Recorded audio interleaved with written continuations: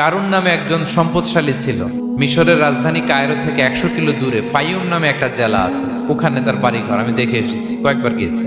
আল্লাহ বলেন, এই কারণকে আমি এত সম্পদ দিয়েছি, এত বেশি ছিল তার সম্পদ, সম্পদগুলো যে সে আলমারির ভিতরে রাখতো, ওই আলমারির যে চাবি হইতো, এই চাবিগুলোরে ওজন করার জন্য, কাঁধে নেওয়ার জন্য 10 জন পেশি শক্তি পুরুষ লাগতো।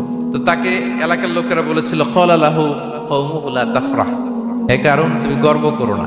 কারণ তাকে বলছিল মুসা আলাইহিস সালাম যাকাত দাও, সে বলতেছে আমি যাকাত দিব কেন, এই সম্পদ তো আমার। ইন্নামা উতিতুহু আলা ইলমিন ইনদি, আমি আমার বুদ্ধি খাটায় এই সম্পদ কামাইছি, আমার সম্পদ আমি খাবো, আমি যাকাত দিব কেন? আল্লাহ বলেন, ইন্নাল্লাহা লা ইউহিব্বুল ফারিহিন, কারণ তুমি অহংকার করলে আমি আল্লাহ অহংকারকে বরদাস্ত করি না, অহংকারীদেরকে আমি আল্লাহ পছন্দ করি না।